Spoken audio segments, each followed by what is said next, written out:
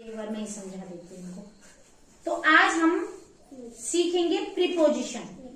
ध्यान से देखोगे, ठीक है।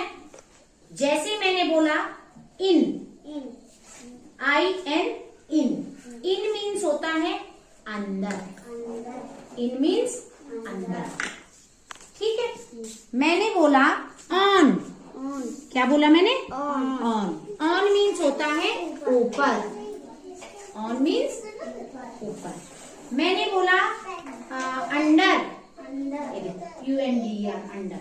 अंडर मीन्स होता है किसी चीज के नीचे। आ गई समझ में बात? मैंने बोला नियर, क्या बोला? नियर होता है पास में, किसी भी चीज के पास में, जैसे हमने इसके पास में रख नियर। और मैंने बोला अगर फार, तो इसी फार मीन्स क्या हो गया? दूर, फार मीन्स दूर। आ गई समझ में बात? मैंने बोला in front of, in front of, in front of सामने, इन फ्रंट ऑफ सामने, किसी भी चीज के देखो सामने। और मैंने बोला बिहाइंड, क्या बोला? बिहाइंड मीन्स पीछे, बिहाइंड मीन्स पीछे। आ गई समझ में बात? अब बताओ, थोड़ा सा बताओ मेरे को, इन में क्या करेंगे हम? बताओ। इन में अंदर, इन, ठीक है। मैंने बोला ऑन, हाँ